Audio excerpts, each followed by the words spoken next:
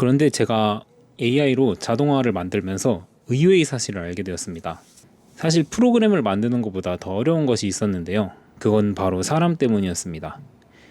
조금 더 정확히 말하면 이미 정해져 있는 사람들의 역할과 업무 방식 때문이었어요. 오늘은 시작부터 공항으로 출발합니다.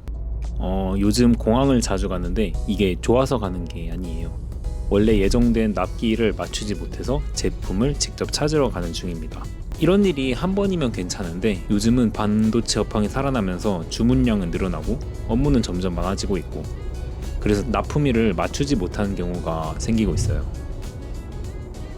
주문부터 납품까지의 과정은 생각보다 복잡합니다. 이 과정 어디에서든 데이터 입력 실수, 그리고 메일 누락, 담당자 부재 이런 게 발생해버리면 전체 일정이 뒤로 밀려버리더라고요. 문제는 이런 일이 생각보다 자주 발생한다는 것입니다. 이런 일이 발생하면 연관된 모든 회사들이 줄줄이 일정이 밀리기 때문에 저희 같은 영업 부서에서는 정말 힘들죠. 그래서 물류 이동을 기다릴 일정도 빠듯해서 직접 가지러 왔습니다. 이게 이런 일을 하면 몸이 힘든 것보다 고객사와의 신뢰를 잃어버리게 되더라고요. 계속 이런 일이 터지는데 위에서는 어쩔 수 없다라고만 하니 답답합니다. 저는 이런 게 힘든 것보다 이 비효율이 너무 싫더라고요. 오늘과 같은 일은 너무나 많이 발생하고 있어요.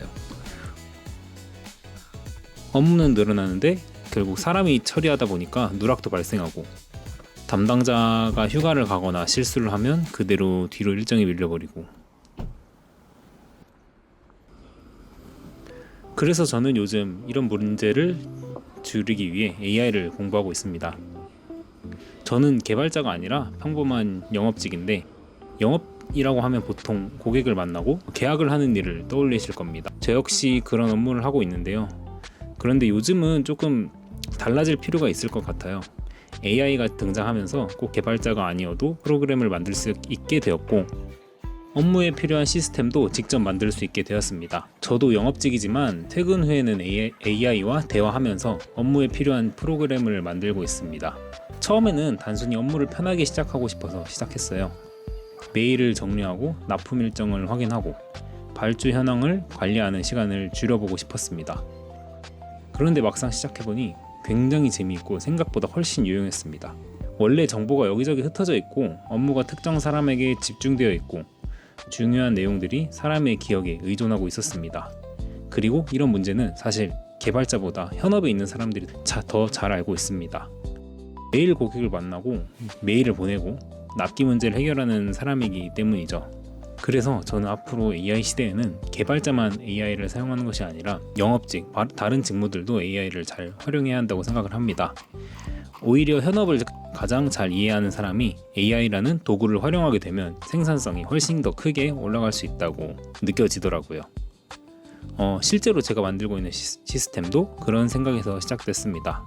이게 제가 AI를 활용해서 만들고 있는 업무 시스템입니다. 일반 영업직인 제가 AI와 함께 반나절 만에 만든 시스템입니다. 예전에는 출근하면 가장 먼저 해야 하는 일이 정보를 찾는 일이었어요.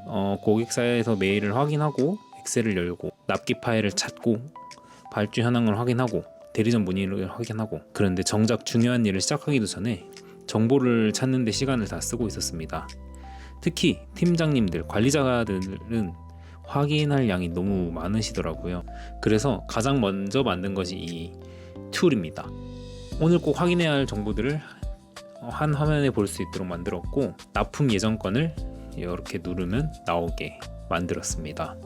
이거는 모두 서버에 있는 엑셀에서 불러와서 여는 것들이고, 원래는 저희가 폴더를 다 찾아서 엑셀을 열고 누군가 엑셀을 사용하면 그걸 기다렸다가 쓰고 막 이래야 됐어요. 그래서 그런 것들을 줄이고자 이런 거를 만들었고, 그 다음 여기는 이제 미답장 메일을 확인해주는, 그 다음 발주 현황, 납기 단축 요청 현황까지, 그리고 이력까지 한눈에 확인할 수 있습니다. 엑셀로도 계속 열어볼 수 있고요. 물론 이것만으로 회사의 문제가 해결되지는 않습니다. 하지만 적어도 누가 열고 있어서 못 봤다, 어디에 있는지 몰라서 못 봤다, 이런 사소한 문제들을 줄일 수 있습니다. 이런 작업을 하면서도 느낀 것은 분명합니다. 예전에는 이런 생각을 해도 제가 개발자가 아니니까 라고 포기를 했을 거예요. 그런데 지금은 다릅니다. 시스템을 만드는데 소요된 시간은 일주일이 채 되지 않습니다. 구조를 짜는데 오래 걸렸지 이 시스템을 만드는 데는 반나절도 걸리지 않은 것 같아요.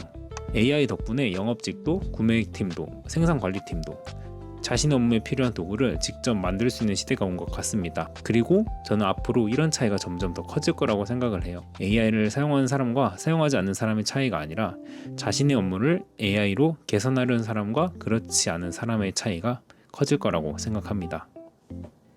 그런데 제가 AI로 자동화를 만들면서 의외의 사실을 알게 되었습니다. 사실 프로그램을 만드는 것보다 더 어려운 것이 있었는데요. 그건 바로 사람 때문이었습니다.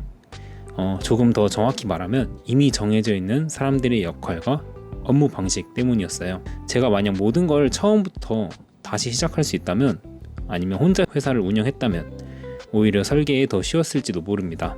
하지만 실제 회사는 그렇지 않죠. 이미 이 업무를 담당하는 사람이 있고 기존 방식대로 일하는 사람들이 있고, 그리고 그 위에 새로운 시스템을 올려야 합니다. 더 좋은 방법이 있어도 생각보다 쉽게 바뀌지 않습니다. 그런데 이 과정을 겪으면서 문득 이런 생각이 들었어요. 기업들도 결국 이 사실을 알게 되지 않을까? AI를 사용하는 사람과 그렇지 않은 사람의 생산성 차이가 계속 벌어지고 있죠. 예전에는 10명이 해야 했던 일을 이제는 5명, 그리고 1명이 할 수 있게 될지도 모릅니다. 물론 당장 내일 누군가를 내보내거나 그런 이야기는 아니지만 기업 입장에서는 같은 비용으로 더 많은 일을 할 수 있는 방법을 선택할 수밖에 없다고 생각합니다. 그래서 앞으로 AI가 사람을 대체하는 시대라기보다는 AI를 활용하는 사람이 그렇지 못한 사람을 대체하는 시대가 올 것 같다는 생각이 들었습니다.